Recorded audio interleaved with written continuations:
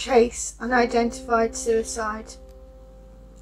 Suicide is always a sad thing. Sadder still is the number of people who go unidentified after doing so. Some of these unidentified Jane and John Does are given nicknames by the sleeping community, such as Lars Stavak, who died in 2001. This case, however, has not yet been given any sort of identity, even though his self-inflicted death was in 1975. On Valentine's Day of that year, a young man was discovered in Belle Chasse, Louisiana. He had hanged himself from a tree using a bedsheet, dressed in a yellow and maroon shirt, blue pants, mismatched socks, and no shoes. The Doe was estimated to be 16 or 17, although why the age is more exact than most estimations is unclear. Against the tree there was a jar filled with paper. This turned out to be a lengthy suicide note addressed to Mum and Dad, although he also addressed those who found his body, and the note included long, philosophical thoughts on his life and death. It is unusual for a suicide to have a letter, and even more so to address the police officers who found the body. Of them, the young man stated, "You are bound to preserve domestic peace and order.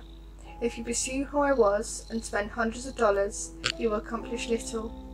There are no legal consequences of my death or any kind of entanglements. All that can happen is you will shatter the domestic peace and order of two innocent lives. Do not deprive them of the hope that their missing son will return. Let me be. Let it be as if I wasn't ever here. Simply cremate me as John Doe." Intriguingly, it went on to say, "It is best if I cease to live, quietly, than risk that later I will break and shatter by violence or linger years under care. I implore you to see a psychiatrist in order that you might understand my life and my death. Ask thoroughly about what I was, and you will see that it is not tragic that I am gone, but more natural than if I continued." His concentration on the possibility of his own future set those to thinking. There were indications he was somehow troubled, and perhaps had already been in an institution such as a prison or an asylum of some description. The young man entitled a section as "Why You Should Not Feel Responsible," in which he explained, "I was born with a definite persuasive melancholy. What frustrated me most in the last year was that I had built no ties with friends or family. There was nothing of lasting worth and value. I led a detached existence, and I was a parody of a person, literally and figuratively. I didn't tell jokes. I was a joke." Emily Durkheim, the famous philosopher and psychologist, was also included in his notes. According to the boy, Durkheim defined suicide as an inner direction of homicidal feelings against someone else.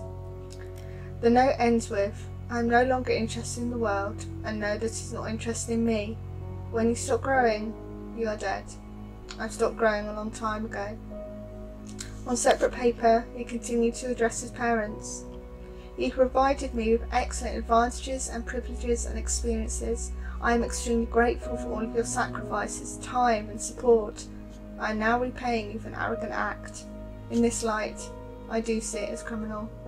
I can only hope that you can see that it was me who caused it."